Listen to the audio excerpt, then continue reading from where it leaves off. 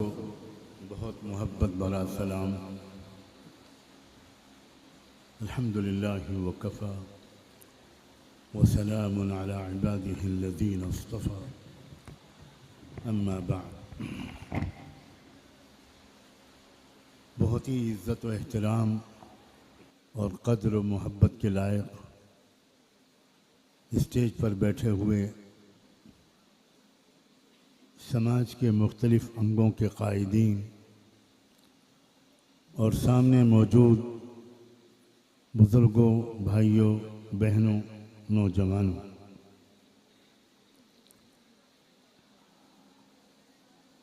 वक्त का लिहाज करते हुए मैं सबसे पहले तो ये बात कहना चाहता हूँ कि तकरीबन 20-25 साल से मैंने सद्भावना के विषय पर होने वाले जलसों में शिरकत करना बिल्कुल छोड़ दिया और आज इस सभा में जो मैं आया उसकी सिर्फ एक वजह थी कि मुझे इसके लिए आमंत्रित करने के लिए आने वाले दो बहुत काबिल एहतराम लोग थे। एक हमारे भाई तुषार गांधी जी का जो रिश्ता है उनसे या उनका जो रिश्ता है गांधी जी से और गांधी जी का जो रिश्ता हम सब से है, उसके एहतराम में मैंने मुनासिब नहीं समझा कि मैं माजरत करूं। हालांकि बहुत भाग दौड़ करनी पड़ी अपनी बहुत कमज़ोर सेहत के बावजूद। मैं परसों बॉम्बे में एक प्रोग्राम में था और कल दिल्ली में एक बहुत बड़े प्रोग्राम में था और इस प्रोग्राम के लिए आज मुझे फिर वापस दिल्ली से बॉम्बे आना पड़ा। ये तो इस सवाल का जवाब हुआ कि अपने आम मामूल के ख़िलाफ़ इस सभा में मैंने शिरकत को क्यों मंजूर किया। आपके जहन में एक सवाल ये भी यकीनन आ गया होगा कि आखिर मैंने सद्भावना के जलसों में शरीक होना क्यों छोड़ा। मैं बहुत साफ बात करने के लिए बदनाम हूँ, तो थोड़ा आप भी बर्दाश्त कर लीजिएगा।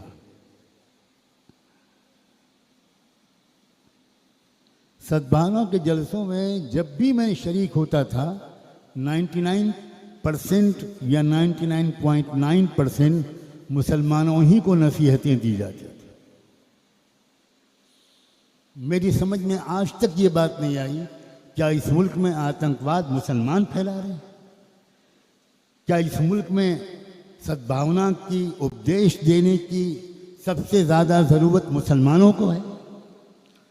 जो आतंकवाद के विक्टिम्स हैं, जिनके मौलिक अधिकार रोज़ छीने जा रहे हैं, जिनके नौजवानों की लिंचिंग की जा रही है, जिनकी इबादत गाहों को गिराया जा रहा है, जिनके मदरसों को डिमोलिश किया जा रहा है, जिनके मदरसा एजुकेशनल सिस्टम को बैन किया जा रहा है, जिनके औकाफ की प्रॉपर्टीज पर लात मारी जा रही है, बुरी नज़र डाली जा रही है, उन्हीं को नसीहतों की ज़रूरत है। बात कड़वी है लेकिन मैं खुलकर कहूँगा, क्यों ऐसा नहीं होता।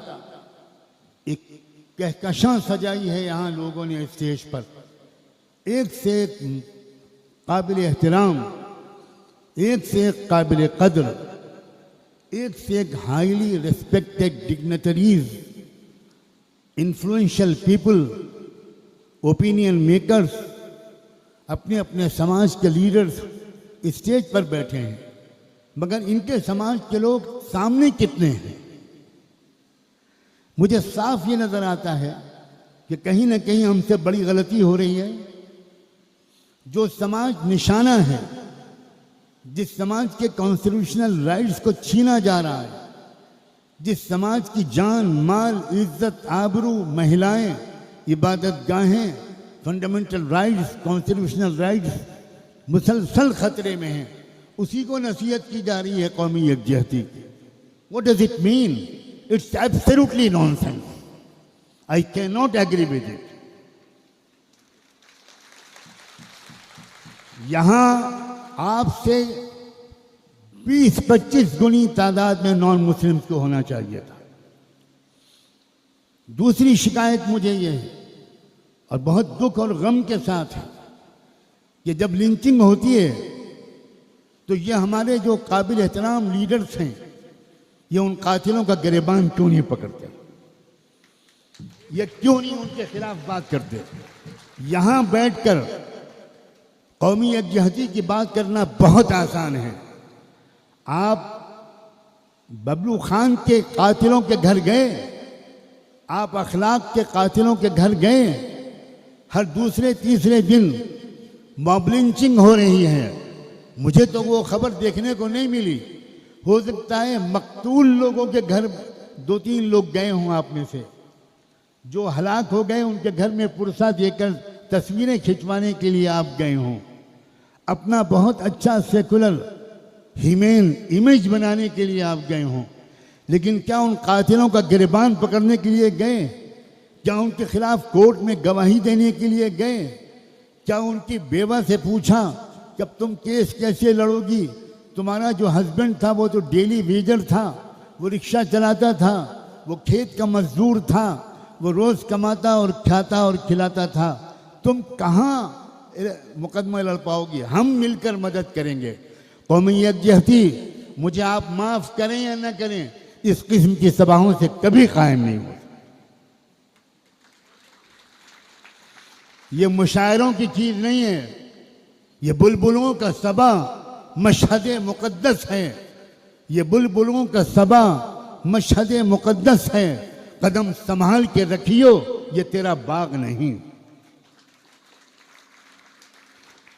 मुसलमानों को शिकायत है, सिर्फ आरएसएस से नहीं, सिर्फ संघ परिवार से नहीं, सिर्फ बजरंग दल से नहीं, सिर्फ बीजेपी से नहीं। मुझे साफ कहने दीजिए, मुसलमानों की शिकायत है सेकुलर ज़हन के अच्छे इंसानों से भी, कि वो वक्त पर बुराई से रोकने के लिए रिस्क लेकर सामने नहीं आते। देखिए, कुरान ने हर जगह पर 2 लफ्ज बोले हैं कि तुम्हारा कर्तव्य है, तुम्हारा फर्ज है, नमाज की तरह तुम्हारा फर्ज है, ज़कात, रोज़े और हज की तरह तुम्हारा फर्ज है कि तुम भलाइयों को फैलाओ। साथ में ये भी कहा है कि इसी तरह तुम्हारा फर्ज है कि तुम बुराइयों से रोको। बात मैं अक्सर देखता हूँ, मैं बहुत माफ़ी और एहतराम के साथ कह रहा हूँ, हमारे धार्मिक रहनुमा भलाइयों का उपदेश तो देते हैं, लेकिन अपने समाज को बुराइयों से रोकने की हिम्मत नहीं करते। कैसे काम चलेगा इस तरह? Please be serious. ये आखिरी स्टेज है जिसमें हम एक लड़ाई के आखिरी स्टेज पर पहुंच चुके हैं।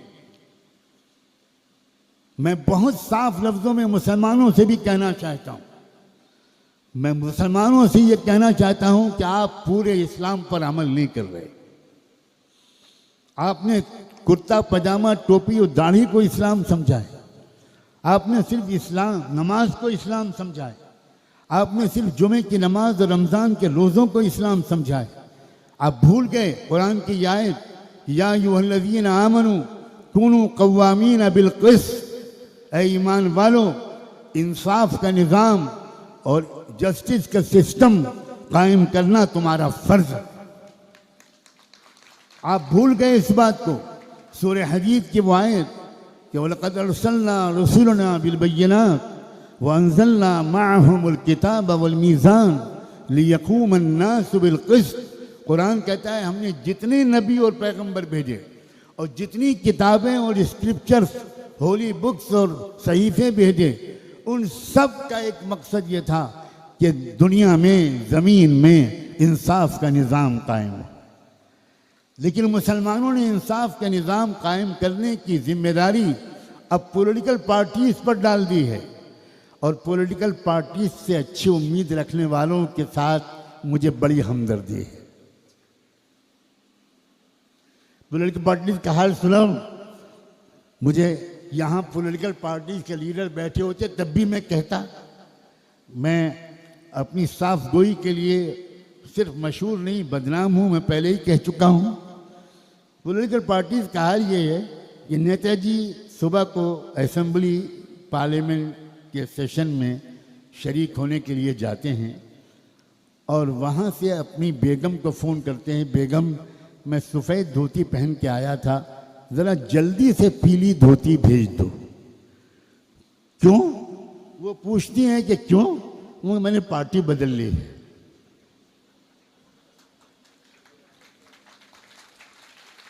शाम को फिर तीसरा फोन पहुंचता है, बेगम टीवी देख रही होती है और फोन पहुंचता है, बेगम पीली धोती नहीं चलेगी, नीली वाली भेजो।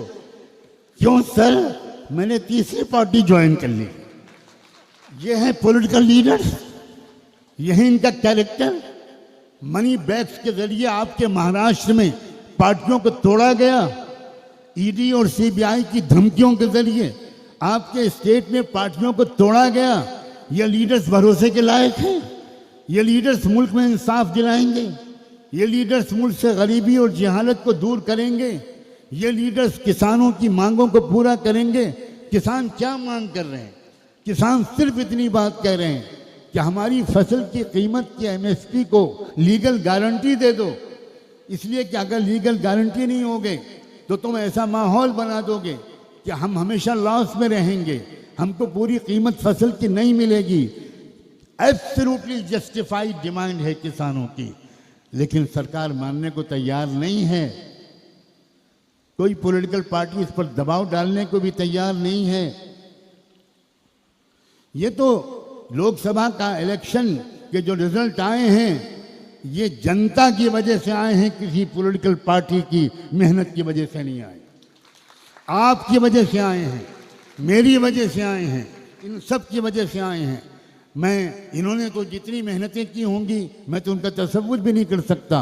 मैं गरीब आदमी हूँ, मैंने अपने खर्चे से, मैं किसी से खर्चा नहीं लेता, उधार लेकर बीमारी की हालत में 12 स्टेट्स का सफ़र किया और मीडिया से बिल्कुल दूर रहकर जो इन्फ्लुएंशियल पीपल थे जिनसे मैं कभी नहीं मिलता था, फिल्म एक्टर से मिला, अखबारों के एडिटर से मिला, मीडिया के लोगों से मिला, लेकिन उनसे कह दिया कि ये ऑफ द रिकॉर्ड मुलाकात है, मीडिया में मत लाइएगा।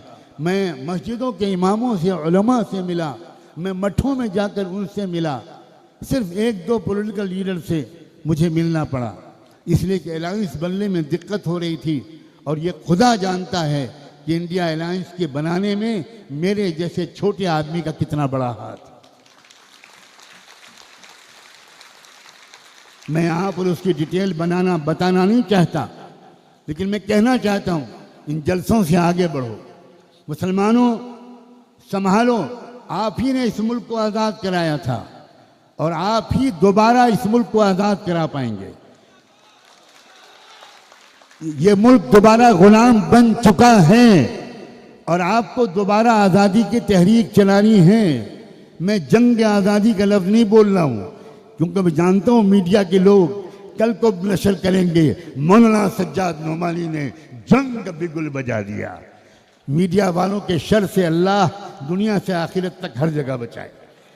मेरा ख्याल ये है, जो मीडिया के लोगों की मौजूदगी की वजह से शैतान को बड़ा आराम मिल रहा होगा, क्योंकि उसको जो झूठ बोलना पड़ता था दिन रात, तो उसको लगा कि मेरा परिवार बहुत बढ़ गया है, मैं थोड़ा ब्रेक ले लूँ, मैं थोड़ा रेस्ट ले लूँ। मीडिया की खबरों पर यकीन करने वालों को अपना दिमागी इलाज कराना चाहिए। लोकसभा के इस इलेक्शन के नतीजे ने एक बात साफ बताई है कि ये बात झूठ फैलाई जा रही थी कि हिंदुत्व के असर से भारतवासियों का 80-90% ब्रेन वॉश हो चुका है। क्यों भाई, ये फैलाई जा रही थी कि नहीं? मैं आप महापुरुषों से पूछना चाहता हूँ, हर तरफ ये कहना जा रहा था। लोग समझ रहे थे कुछ नहीं हो सकता, अब तो हिंदुत्वा, अब तो छा गया, राम मंदिर बन गया। मैं सलाम करता हूं इस मुल्क के हिंदू भाइयों को, इस मुल्क की हिंदू बहनों को, इस मुल्क के हिंदू नौजवानों को, नॉन मुस्लिम्स को, किसानों को, मजदूरों को, ओबीसीज को, आदिवासियों को, शेड्यूल कास्ट और शेड्यूल ट्राइब के लोगों को, लिंगायत लोगों को, कि उन्होंने साबित कर दिया कि हम भारत के लोग नफरत का व्यापार नहीं चलने देंगे। मुसलमानों, कभी इस देश के भविष्य से मायूस न होना। इस देश की मिट्टी में आध्यात्मिकता है, इस देश की मिट्टी में रूहानियत है, इस देश में बाबा गुरु नानक, इस देश में महात्मा गौतम बुद्धा, इस देश में ख्वाजा मोइनुद्दीन चिश्ती, इस देश में सुल्तान औलिया हजरत ख्वाजा निजामुद्दीन कि इन दरगाहों पर मुसलमानों से ज़्यादा इनकी कौमें जाती हैं सलाम करने के लिए। हम इस देश को इन डाकुओं लुटेरों के हाथ में नहीं जाने देंगे, लेकिन इसके लिए एक तो आपको मुसलमानों को इस्लाम को समझना होगा। मैं डंके की चोट पर कहता हूं, इस्लाम को पूरा पूरा समझो और पूरे इस्लाम पर अमल करो। जो आदमी पूरा मुसलमान होता है वो किसी पर जुल्म होते हुए देख ही नहीं सकता, वो तमाशाई नहीं बन सकता, वो झूठी गवाही नहीं दे सकता, वो रिश्वत नहीं ले सकता, वो अपने ऑफिस में लेट नहीं जा सकता, वो किसी कस्टमर को धोखा नहीं दे सकता, वो है ही नहीं मुसलमान। रहमत दो आलम सैयदना मुहम्मदुर रसूलुल्लाह सल्लल्लाहु अलैहि वसल्लम ने सख्त लफ्ज़ों में फरमाया, लैसा मिन्ना मन गश्शना फलैसा मिन्ना। जिसने जरा सा भी धोखा दिया उसका हमसे कोई ताल्लुक नहीं। कहते हैं बूढ़े बूढ़े लोग, मौलाना साहब अपने समाज के नौजवानों को समझाइए, हम जब बच्चे थे तो उस जमाने के मुसलमान झूठ नहीं बोलते थे, उस जमाने के मुसलमान हर एक का आदर और सम्मान करते थे।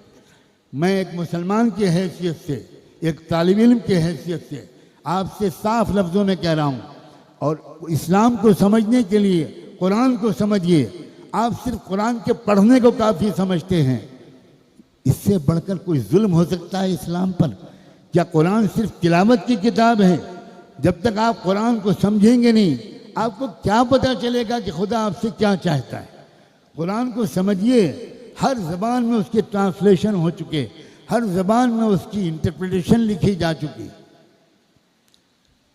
आप कुरान के तर्जुमे को पढ़िए, रोज़ाना 3-4 आयतें ट्रांसलेशन के साथ पढ़िए।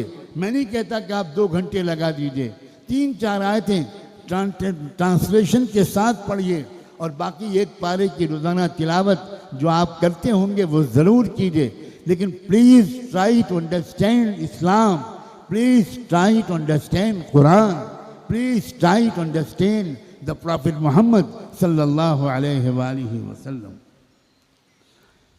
सबसे पहली तालीम इस्लाम की तौहीद है। तौहीद का मतलब ये नहीं है कि सबका मालिक सिर्फ एक है, ये तो उसकी एक कड़ी है। सारे इंसानों का पैदा करने वाला, सारे इंसानों का खुदा, सारे इंसानों का माबूद, सारे इंसानों का मकसूद, ये सिर्फ एक है। उसके साथ साथ तौहीद का मतलब ये भी है कि तुम सब एक माँ बाप की औलाद हो, तुम सब एक माँ बाप की संतान हो, तुम सब सगे भाई बहन हो। और तीसरा मतलब तौहीद का ये भी है कि पहले इंसान आदम से लेकर आखिर ज़माने तक मालिक ने सारे इंसानों के कल्याण के लिए, दुनिया और आखिरत में कामयाबी के लिए जो रास्ता बताया है, जो डिवाइन टीचिंग्स दी हैं, वो हमेशा से एक रही हैं, वो कभी अलग अलग नहीं रही। इसलिए इस तौहीद को भी गहराई से समझिए। फिर एक बात और समझिए कि आपस में इत्तेहाद पैदा कीजिए, अपना कोई कायद बनाइए, किसी की बात को मानिए। लोग कहते हैं मुसलमानों में क़यादत की कमी है, और मैं कहता हूँ मुसलमानों में क़यादत की ज़्यादती है। आप में से हर एक लीडर है। ढाबे में बैठकर 5 रुपए की चाय का गिलास लेकर आप यूनाइटेड नेशंस की सियासत पर तबसरा करते हैं, जबकि आपकी नॉलेज कितनी है, आपकी मालूमात कितनी है। आप एक अखबार पढ़ते हैं और अखबार पढ़कर भारत के भविष्य के बारे में पेशनगोई करने लगते हैं। Don't take it so easy. आप भारत के समाज को समझिए। ये बात बिल्कुल गलत है कि भारत में मेजॉरिटी हिंदुओं की है। मैं इसे कभी नहीं मान सकता। क्या आदिवासी हिंदू हैं? मैं पूछना चाहता हूँ आदिवासी लीडर से, मुझे जवाब दीजिए, क्या आदिवासी हिंदू हैं? क्या क्रिश्चियंस हिंदू हैं? क्या सिख हिंदू हैं? मैं आपसे भी पूछना चाहता हूँ, क्या सिख हिंदू हैं? क्या लिंगायत हिंदू हैं? क्या ओबीसी की 20% लोग हिंदू हैं? ये तो पॉलिटिकली हिंदू बनाया गया है, रिलीजियसली हिंदू नहीं तस्लीम किया जाता। अगर धार्मिक तौर पर हिंदू माना जाता तो हमारे पूर्व राष्ट्रपति राम कोविंद जी जब जगन्नाथ मंदिर के दर्शन और पूजा के लिए गए, क्यों उनको अंदर नहीं जाने दिया गया? क्यों उनको आपत्ति की गई? क्यों उनको रोक दिया गया? Honourable president of India, head of the state, commander general of the arm forces, हमारे सबसे बड़े leader, first man of India, उनको मंदिर में नहीं जाने दिया गया। क्यों? इसलिए कि आप दलित हैं, आप हिंदू नहीं हैं और इस मंदिर में सिर्फ हिंदू जा सकता है। हमारी इस वक्त की राष्ट्रपति, वो भी जब गई एक मंदिर में दर्शन और पूजा के लिए, she was not allowed to do so, उनको मंदिर में जाने नहीं दिया गया। क्यों? इसलिए कि आप आदिवासी हैं और आप महिला हैं। किसने कहा कि इस मुल्क में हिंदू मेजॉरिटी में? इससे बड़ा कोई झूठ इस आसमान के नीचे बोला ही नहीं गया। अफसोस ये है कि मुसलमान इस पर यकीन कर बैठे, इसलिए कि जैसे तुषार गांधी जी ने बहुत सही कहा कि देश को पढ़िए, समाज को पढ़िए, हिस्ट्री को पढ़िए, सुनी सुनाई बातों पर यकीन मत कीजिए। सुनी सुनाई बातों पर एक लतीफ़ा सुनाने की इजाज़त है, इसलिए कि सीरियस बातों को सुनते सुनते थोड़े आप घबरा भी जाते हैं। शायरी तो मैं करूँगा नहीं, महमूद दरियाबाजी साहब ने पहले ही रोक लगा दी है और मैं उनका एहतराम करता हूँ। मैं लतीफ़ा ज़रूर सुनाऊँगा। सुनी सुनाई बात, हमारे लखनऊ शहर में एक बाज़ार है, इतना तंग है कि एक आदमी ही जा सकता है उसमें, और उसका नाम है गड़बड़ झाला। मैं उस आदमी को दाद देता हूँ जिसने उस बाज़ार का नाम गड़बड़ झाला रखा। वो वाकई उर्दू लैंग्वेज का बड़ा माहिर था, बिल्कुल सच गड़बड़ झाला है। आप भी कभी यूपी जाइए तो चाहे बेली गारत देखिए न देखिए, भूल भुलैया और इमाम बाड़ा देखिए न देखिए, अपने बच्चे के लिए गुब्बारा खरीदने के लिए आप गड़बड़ झाला ज़रूर जाइए। वहाँ से एक बच्चा पतंग की दुकान पर गया और उसने अठन्नी दी। पतंग की दुकान पर एक बड़े मियाँ बैठे थे जिनकी आंखें कमज़ोर थीं। उन्होंने अठन्नी को देखा और पतंग दे दी। वो बच्चा वहाँ से खुश खुश दौड़ता हुआ निकला। चल गई चल गई चल गई चल गई चल गई। लोग डरे, लोग समझे गोली चल गई, इसलिए भारत में वही चलती है। तो जल्दी जल्दी लोगों ने शटर बंद किए, भागे। कोई छुप गया, कोई रिक्शे पे बैठ के भागा, कोई गली में घुस गया। पुलिस एकदम से आ गई। अरे भाई क्या हुआ? पुलिस का वो चल गई। क्या चल गई? गोली चल गई। किसने देखा? वो एक लड़का जा रहा था कहते हुए चल गई चल गई। पुलिस दौड़ी, उस लड़के को पकड़ा। उसने कहा बेटा तुम क्या कह रहे थे? कहने चल गई अंकल चल गई। क्या चल गई? अठन्नी चल गई। तो अब पब्लिक समझी गोली चल गई। ये होता है सुनी सुनाई बातों और मीडिया पर विश्वास करने का रास्ता। मीडिया कह रहा है कि भारत में नफरत फैल गई, झूठ बोल रहा है। भारत में नफरत न फैली है और न फैलेगी, और अगर थोड़ी सी फैली थी तो हम लोगों की सुस्ती की वजह से फैली थी। हमने अपनी ड्यूटी अदा नहीं की। अपने अपने समाज को समझाना, अपने समाज को क्रिटिसाइज करना, अपने समाज पर की आलोचना करना, उसकी गलत बातों पर उसका हाथ पकड़ना, ये ज़्यादा मुश्किल है। दूसरे समाजों को नसीहत करना या दूसरे समाजों की आलोचना करना, ये दुनिया का सबसे आसान काम है, और इसका हमारे देश में बहुत फैशन है। बंद होना चाहिए ये रिवाज, ये बिल्कुल बंद होना चाहिए। ये तो पता नहीं किसने तुषार गांधी जी के कान में कह दिया कि नुमानी साहब तब आएंगे जब आप जाएंगे। मुझे उसका नाम मालूम हो जाए मैं उससे कुछ न कुछ जुर्माना ज़रूर लूँगा, इसलिए कि 20-25 साल की कसम टूटी है मेरी। मैं सद्भावना के जलसों से 200% मायूस हूँ, इसलिए कि सद्भावना के जलसों में मुजरिमों को उपदेश नहीं दिए जाते, क्रिमिनल्स को नसीहतें नहीं की जाती, जो विक्टिम्स हैं उनको बहुत शानदार पाठ पढ़ाए जाते। ये क्या तरीका है भाई? आप अपने समाज के लोगों को क्यों नहीं लाए? होना चाहिए था कि आपके अनुयायी यहाँ पर 2000 होते, 3000 होते, 5000 होते। आप मामूली लोग नहीं हैं।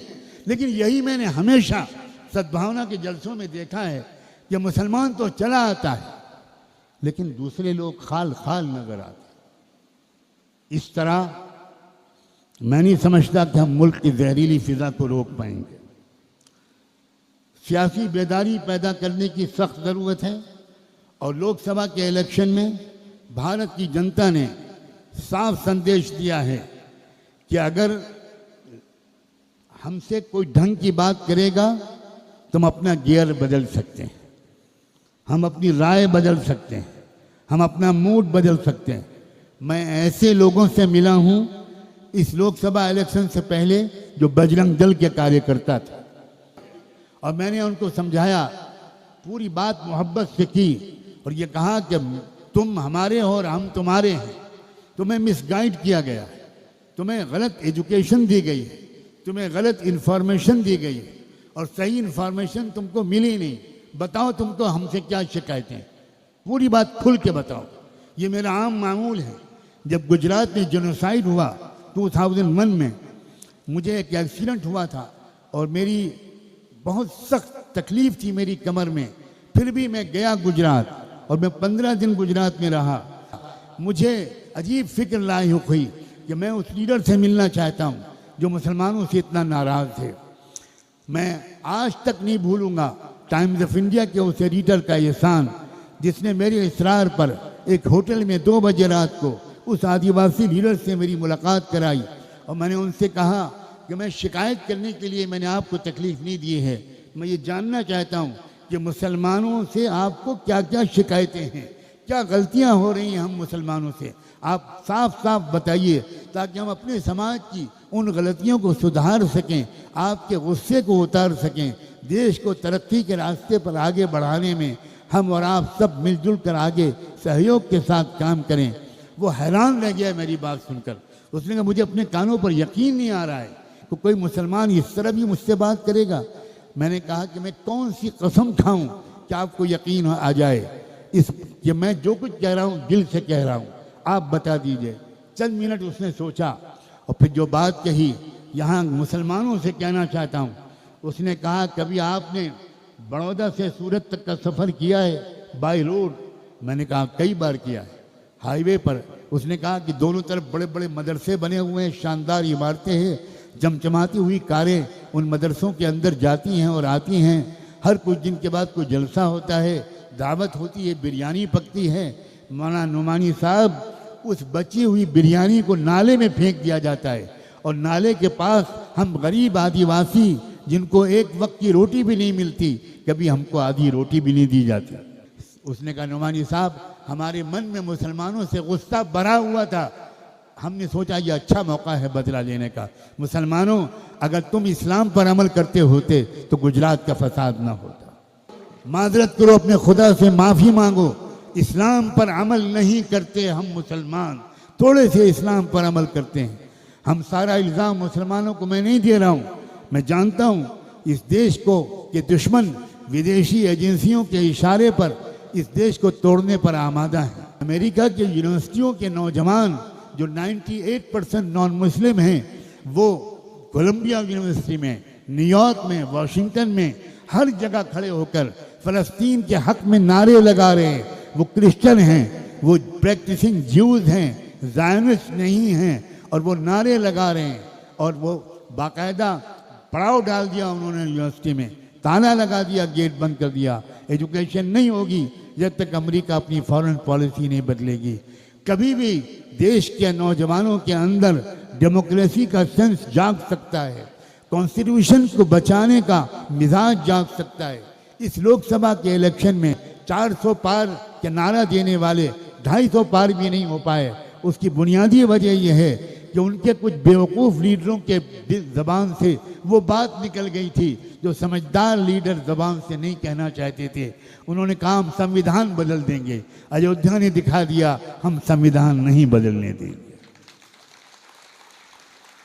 राम मंदिर तुमने बनाया और ये समझ कर बनाया कि देश के आवाम, देश के किसान, देश के मजदूर भूल जाएंगे महंगाई को, भूल जाएंगे बेरोजगारी को, भूल जाएंगे किसानों के साथ होने वाले अत्याचार को, भूल जाएंगे मजदूरों के खिलाफ बनाए गए कानून को, भूल जाएंगे महिलाओं की बेइज्जतियों को, और वो तुमको आंख बंद करके राम के नाम पर वोट देंगे। श्री रामचंद्र जी मर्यादा पुरुषोत्तम, मेरी तो आज तक एक और बात समझ में नहीं आई। एक तरफ तुम कहते हो कि वो इंसान थे, मर्यादा पुरुषोत्तम थे, महापुरुष थे, एक तरफ तुम उनको खुदा मानते हो। इसका मतलब ये हुआ कि तुम्हारी शायद आस्था यह है कि कोई इंसान इंसान रहते हुए अच्छा नहीं बन सकता, उसको तो खुदा बनना पड़ेगा, वरना इंसान तो बुरा ही होता है। भाई श्री रामचंद्र जी की सही तारीख हम मुसलमानों के सामने लाओ। अल्लामा इकबाल ने उनको इमामुल हिंद माना है, हम तैयार हैं श्री रामचंद्र जी को इमामुल हिंद मानने पर। हम कृष्ण जी महाराज को मौलाना हजरत मोहानी ने अपनी शायरी के दीवान में उसको जो डेडिकेट किया है उसमें लिखा है कि बहुजूर इज्जत माब श्री कृष्ण जी महाराज पैगंबर हिंदुस्तान अलैहिस्सलाम। आप सोचिए ज़रा, मुसलमानों के दिल कितना खुला हुआ है।